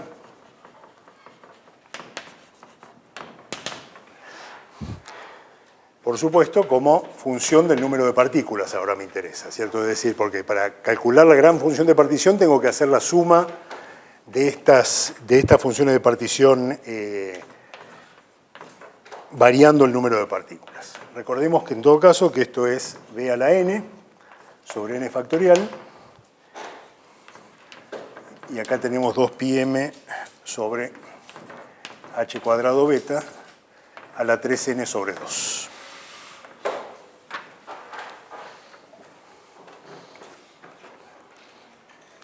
Esta es la función de partición, insisto, de la función de partición canónica de un conjunto de partículas de masa m que se mueven en un volumen tridimensional B. Resultado que obtuvimos hace 2 clases.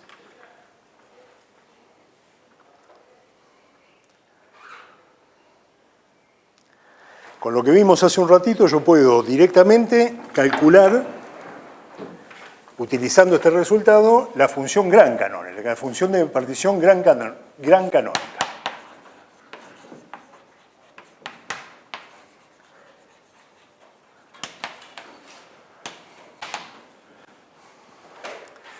La función de partición gran canónica es entonces función pensada como función de beta y de zeta de la actividad, es una suma sobre el número de partículas que tiene mi sistema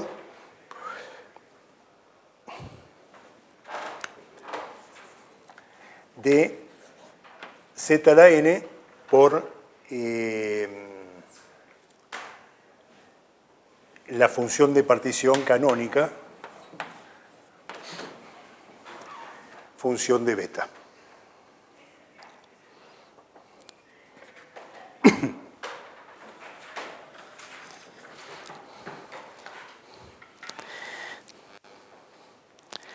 Entonces, ahora pensemos.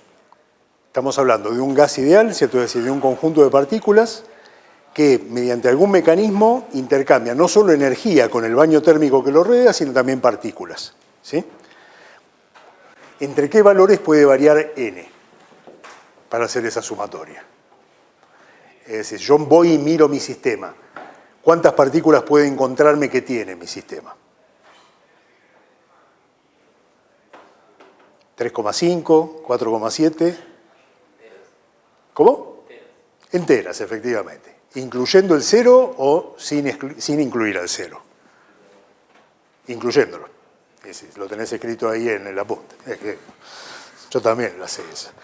Efectivamente, ¿cierto? No hay por qué excluir al 0, porque efectivamente uno de los estados posibles de mi sistema, no particularmente interesante, es que no haya ninguna partícula en el recipiente este que estoy mirando que está intercambiando partículas con el baño de partículas.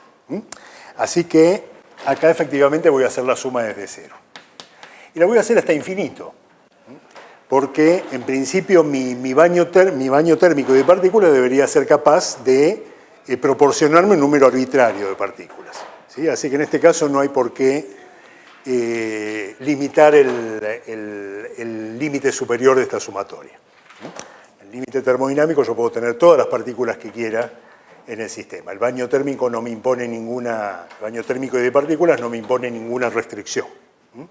Así que esto va a ser la suma desde n igual 0 hasta infinito de z a la n por la función de partición de n partículas.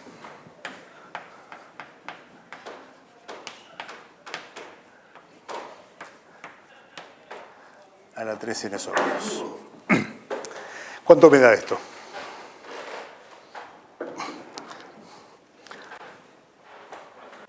Una exponencial, ¿cierto? Es decir, esto es el desarrollo de Taylor de una exponencial del objeto que está elevado aquí a la potencia n, ¿cierto? Y tengo el n factorial, que recordemos viene de la identidad de las partículas para el gas ideal, que me permite armarme directamente la exponencial. Esto es entonces la exponencial de, ¿qué cosa? La exponencial de z por b por 2πm sobre h cuadrado beta a la 3 medios. ¿Está?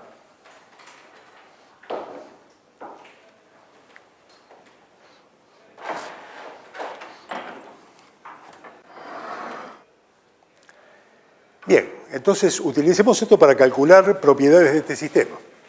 Este es entonces el resultado para la gran función de partición.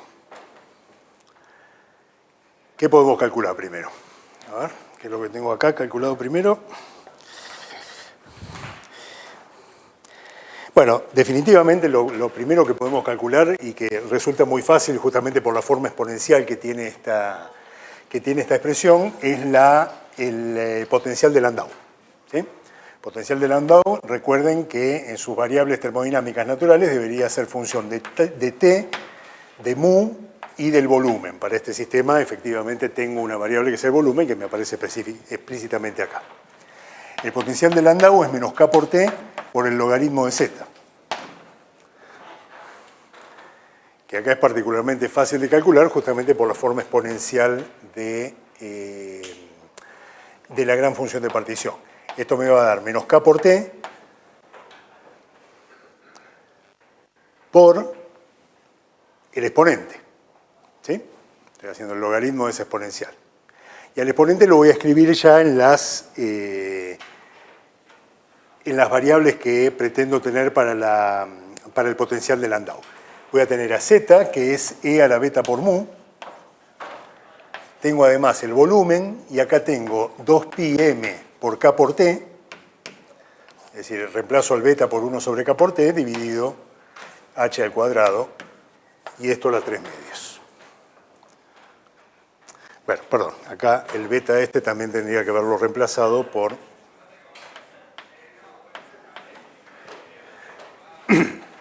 1 sobre K por T. ¿Sí? Ese objeto, esa monstruosidad, porque la verdad que es bastante poco intuitiva la forma que tiene, es el potencial de Landau, la energía libre de Landau, de acuerdo a las expresiones con las que hemos trabajado.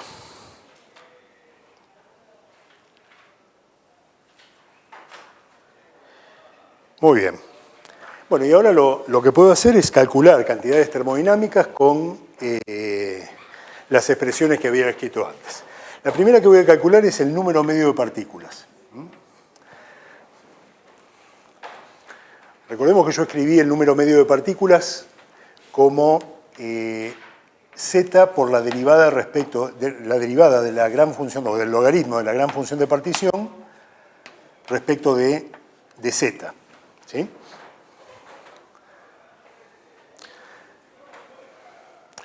Pero también la escribí como menos la derivada del potencial de Landau respecto de mu, con las otras variables del potencial de Landau, que son T y B, constantes. Obviamente los dos resultados deberían darme lo mismo. Como acá ya tengo calculado el potencial de Landau, voy a utilizar el potencial de Landau para hacer esta cuenta que es directa, ¿cierto?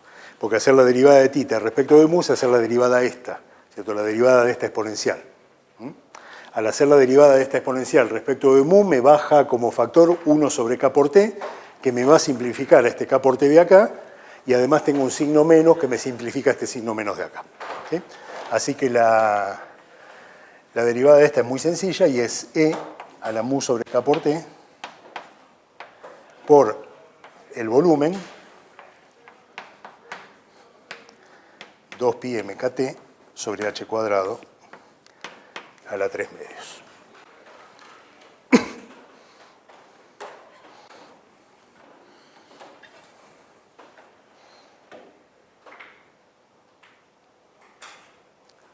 ¿Qué me dice este resultado?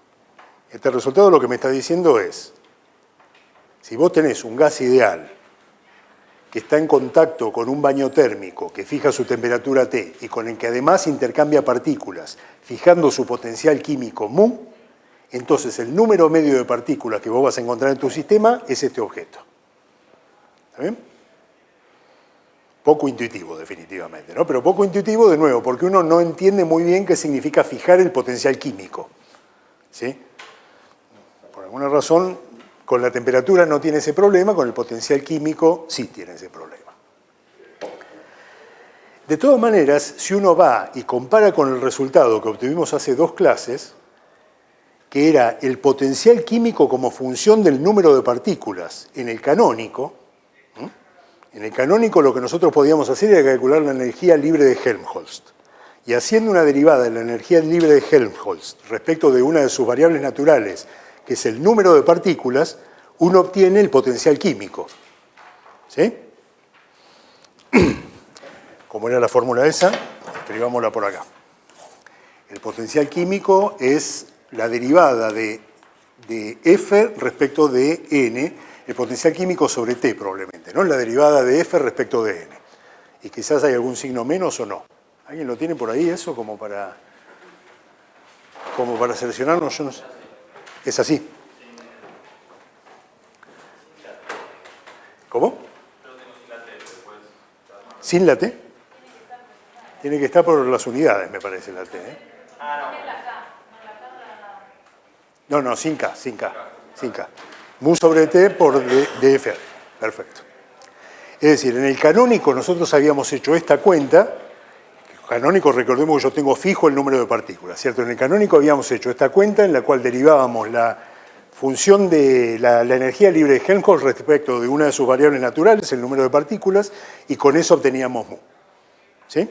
Ese resultado tendrían que tenerlo escrito porque lo escribimos explícitamente, por lo menos. ¿Sí? En este caso todos entendemos de qué estamos hablando, ¿cierto? Estamos hablando de un sistema que tiene fijo el número de partículas y yo calculo el potencial químico.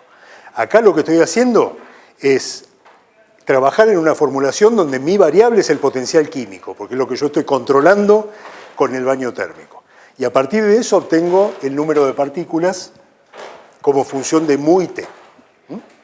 Ahora, si ustedes comparan los dos resultados, resulta que los dos resultados me dan la misma relación funcional entre mu y n que la que estoy obteniendo acá. Es decir, los dos resultados, quiero decir, el resultado canónico y el resultado gran canónico, que es el que escribí acá, me dan exactamente la misma relación funcional entre mu y n.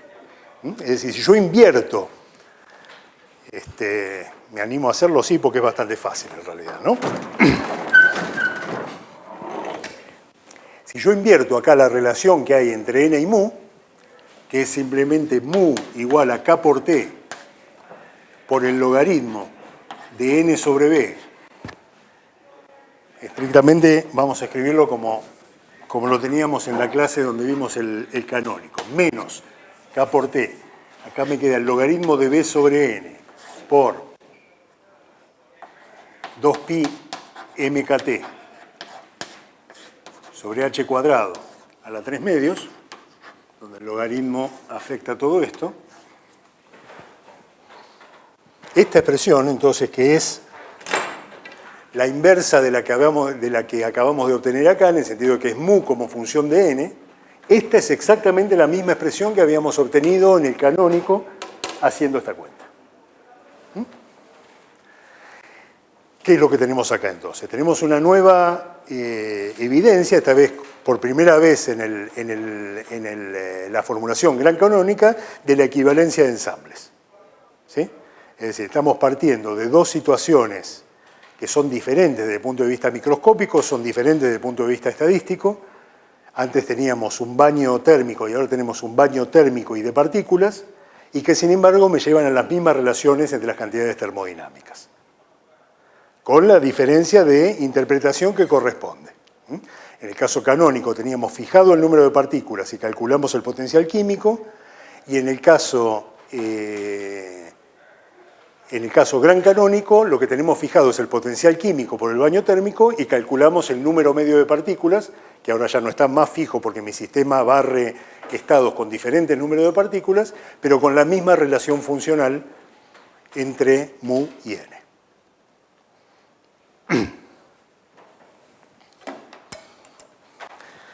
Bueno, y con un poco de suerte, esto mismo va a pasar con las otras cantidades que puedo calcular, ¿no?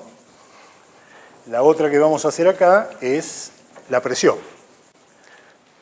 Recién escribí que la presión es la derivada del potencial de Landau respecto del volumen, ¿sí? Dejando la temperatura y mu constantes.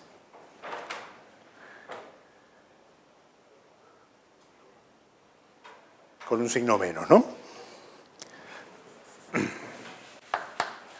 Menos esto.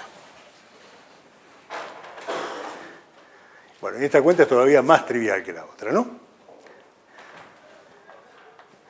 Esto es, el signo menos se me simplifica con el que tiene el θ allá arriba, así que me queda acá K por T.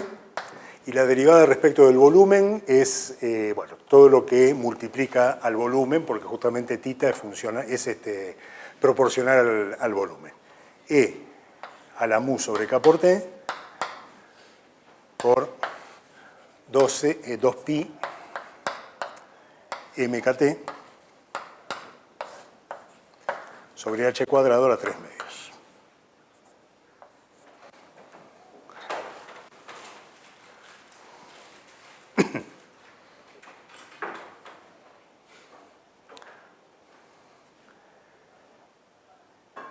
Bueno, esto de nuevo resulta una expresión medio antiintuitiva para la presión, pero si se fijan el resultado que acabamos de obtener para el número de partículas, esto no es otra cosa que K por T, es el factor que tengo acá adelante, por el número de partículas dividido el volumen, que es lo que me da esta exponencial por el paréntesis que está a la 3 medios. K por T por N sobre B.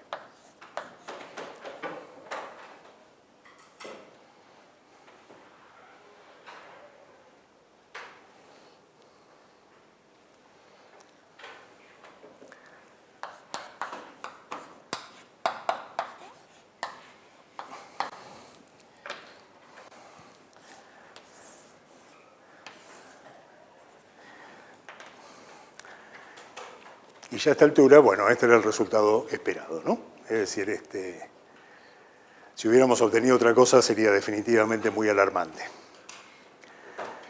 Este es entonces, respecto de la cantidad de presión, la demostración de que también funciona para el gran canónico la equivalencia de ensambles. ¿Qué nos quedaría por calcular? Sí. En el canónico no vale porque fíjate que mu es siempre la derivada potencial respecto a n, porque tiene mu sobre n conjugada. Tiene la derivada de θ con respecto a mu en el gran canónico. Perdón, te estás refiriendo a la expresión aquella. Ok, bueno.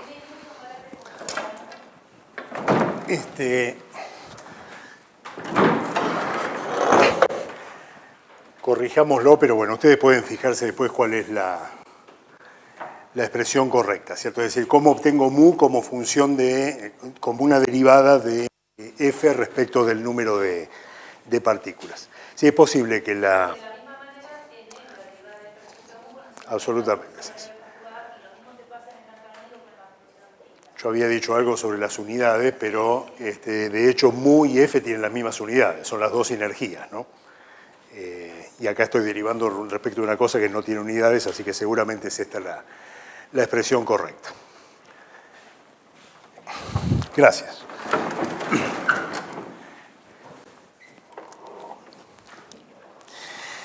Bueno, para hacer el paralelismo con lo que ya sabíamos del gas ideal, lo único que me faltaría calcular acá es la energía, ¿sí?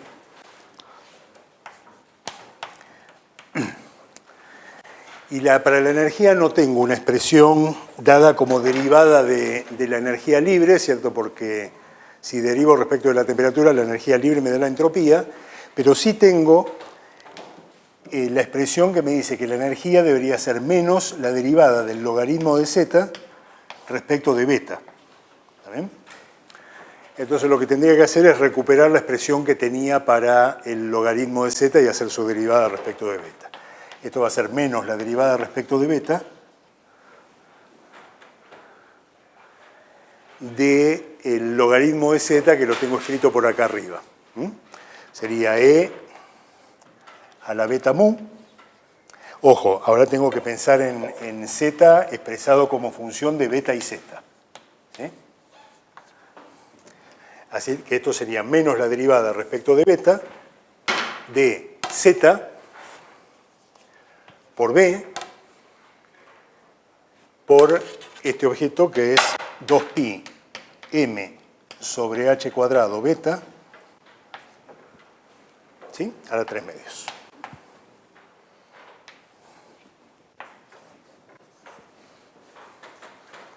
es esta la cuenta que tengo que hacer.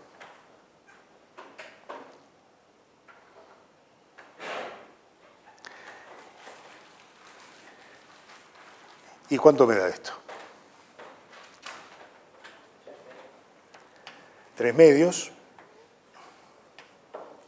El signo menos este se me va a ir cuando haga la derivada respecto de beta, porque acá beta está en el denominador, ¿cierto? Así que me va a dar algo así como un menos 1 sobre beta cuadrado. 3 medios por z por b.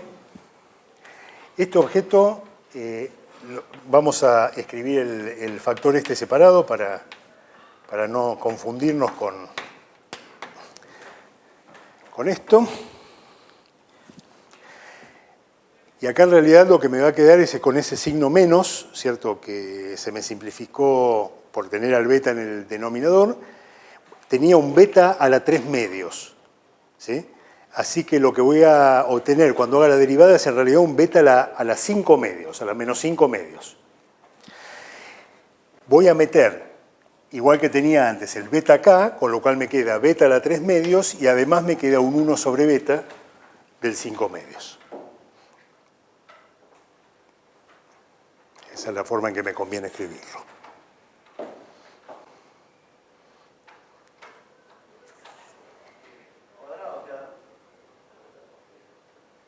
No, yo en realidad dije algo antes mal respecto de que iba a quedar beta cuadrado, pero vos fíjate que en la expresión que estoy derivando me queda beta a la 3 medios, ¿sí? Cuando derivo me queda beta a la 5 medios, o estrictamente beta a la menos 5 medios, ¿sí? Y ese beta a la menos 5 medios lo escribo como un beta a la menos 3 medios por un beta a la menos 1. ¿Sí? Bueno, ¿y esto qué es?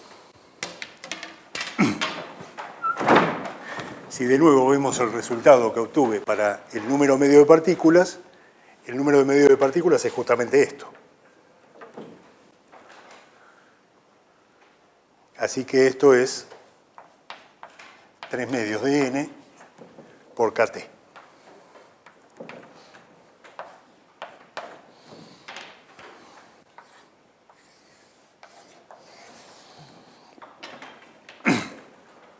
La misma relación en variables macroscópicas que la que teníamos en la formulación canónica y en la microcanónica. Ahora, sin embargo, desde el punto de vista estadístico, esto se transformó en una relación entre valores medios, ¿cierto? Tanto la energía como el número de partículas son valores medios, debido al intercambio de partículas con el baño. Intercambio de energía y partículas con el baño, dado como función de la temperatura. Y con eso se cierra lo que podemos decir sobre el gas ideal en el gran canónico, que la verdad que no agrega nada a lo que ya sabíamos sobre el gas ideal, ¿cierto? Simplemente muestra que efectivamente en el gran canónico, por lo menos para el gas ideal, tenemos la equivalencia de ensambles. Así que lo que vamos a hacer la vez que viene es ver, ahora sí, en el marco del gran canónico, un sistema que intercambia partículas, es decir, donde el intercambio de partículas es relevante para la física del sistema. Acá lo que vimos es simplemente la equivalencia con las descripciones que habíamos visto antes, cuando uno va al nivel termodinámico, pero obviamente ahora es interesante utilizar este formalismo para estudiar sistemas en los cuales efectivamente uno espera un intercambio de partículas con algo que se va a comportar como un baño térmico y ver entonces cuál es la física que tiene ese sistema dominada por ese mecanismo de intercambio de partículas. ¿Quedan preguntas o comentarios sobre esto? Bueno, seguimos la próxima vez.